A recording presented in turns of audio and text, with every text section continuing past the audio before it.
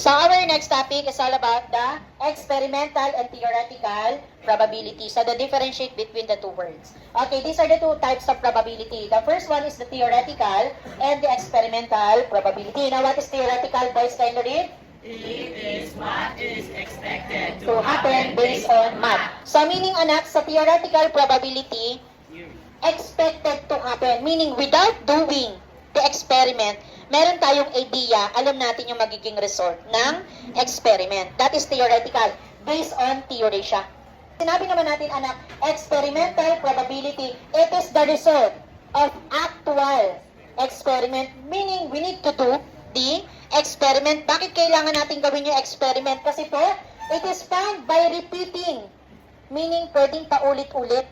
Ibig sabihin, maraming possible trials na ibigay. For example, you flip a coin 20 times. That is experiment. You need to do the experiment para malaman mo yung actual result of your experiment. It is found by repeating an experiment and observing the outcome. So meaning, experiment, you need to do the actual experiment. Okay. So meaning, actual trial siya. Anong pinagkaiba? Sa theoretical, probably ito ay one trial lang. Kasi expected to happen eh. Ibig sabihin, when I flip a coin, ang expected ko either head or tail. Kasi one coin lang yon at one trial lang.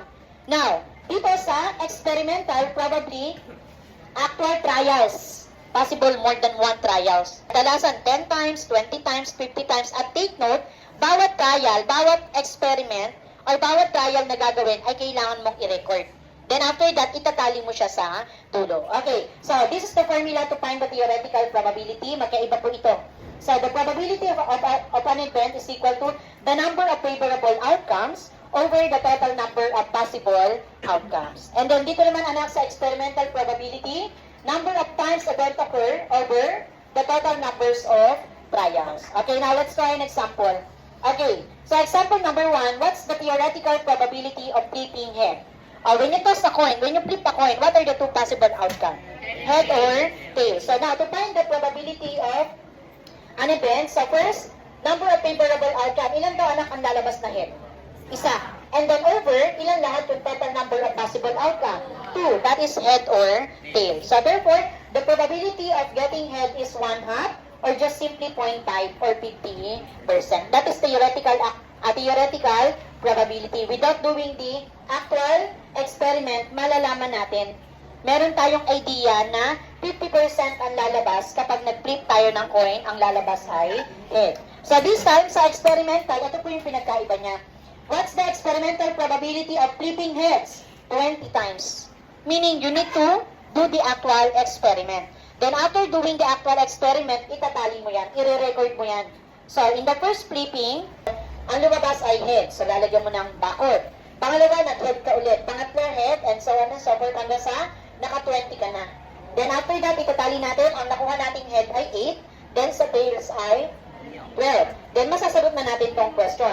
What's the experimental probability of flipping heads? Ilan yung head? 8 over ilang trials ang ginawa? Kasi anak, total number of trials. So meaning, 8 over 20. And lowest term your answer if necessary. Do you think we can simplify 8 over 20? Yes, because they are both divisible by 4. So 8 divided by 4, 2, and 20 divided by 4, 5. So 2 over 5 or just simply 0.4 or 40%. Anak, do you know how to convert fraction to decimal? Okay, so to convert, i-divide lang yan, anak. Yung numerator, siya yung nasa loob. 2. And then yung denominator nasa labas. 2 divided by 5 cannot be, so add 0. 20 divided by 5, 4. Then put decimal, copy, 4 times 5, 20. So 20 minus 20, 0. So 0.4. And then para maging, yung decimal, para maging percent, move to decimal point to the right. Then add 0. 40%. Ito po yung percent.